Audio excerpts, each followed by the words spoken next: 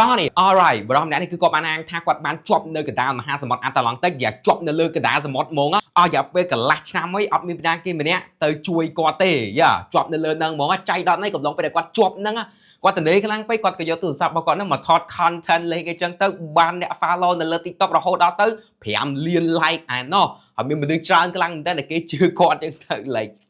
វាស្អប់មើលទៅថាពិបាកជឿខ្លាំងមែនតើវាមិនដែរមនុស្សណាជាប់នៅលើកណ្ដាលសមុទ្រ5ខែអត់មានរឿងអីកើតឡើងទៅលើគាត់ទេត្រូវអត់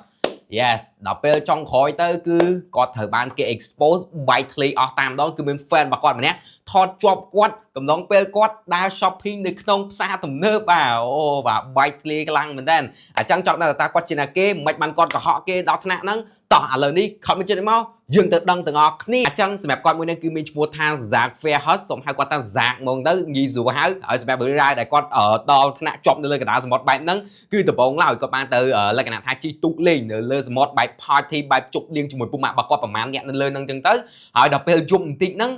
មិនដឹងថាតើមានរឿងអីគាត់បែរជាធ្លាក់ពីលើទូកហ្នឹងជាប់នៅលើហ្នឹងអត់មានពីណាគេដឹងថាគាត់ធ្លាក់ពីលើទូកហ្នឹងវិញហើយគាត់លើកឡើងមកបែបហ្នឹងវាដូចបើខ្ញុំគិតមើលទៅវា make no sense វាមើលទៅវាអត់សមហេតុផលសោះតែម្ដងហើយរឿងរ៉ាវ drama ហ្នឹងក៏បានចាប់ដើមតាំងពីពេលហ្នឹងមកបន្ទាប់ពីពេលដែលគាត់ធ្លាក់ពីលើទូកហ្នឹងគឺថាគាត់ prepare គាត់រៀបចំបានស្អាតមែនតើមានទាំងអាវពោងផងមានទាំងអាសម្រាប់ពាក់មុខផង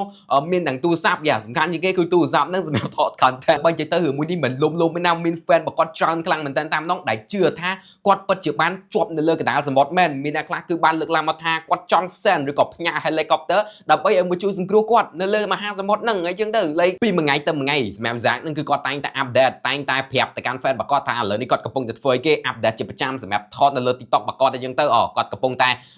ដេកនៅលើសមុទ្រគាត់បានអីញ៉ាំគាត់ធ្វើនេះធ្វើនោះគាត់បាន follow អីបាន like អីចឹងទៅ update ជាប្រចាំថ្ងៃយកតាមដងអត់មានខានសូម្បីតែមួយថ្ងៃទេហើយ follow នៅលើ TikTok របស់គាត់ក៏ចាប់ផ្ដើមកើន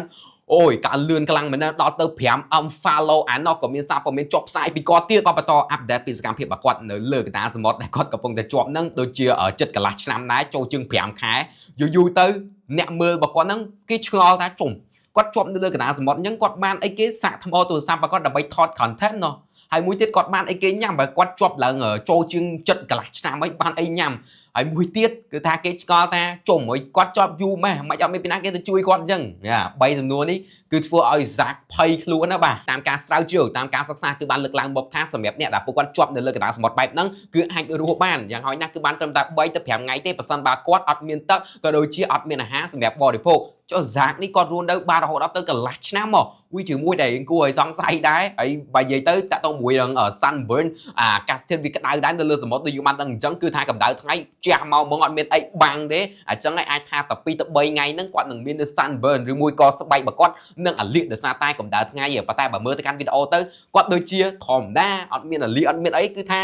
ស្អាតធម្មតាដូចតែបាននិយាយអញ្ចឹងគឺថាគាត់អត់មានផ្លេចធ្វើនៅ content របស់គាត់ update ពីជីវិតរបស់គាត់ថាគាត់គាត់បាន follower គាត់បាន like អីគឺគាត់អត់មានផ្លេចសោះតែម្ដងមកធ្វើជាប្រចាំថ្ងៃនិយាយទៅសុំសរ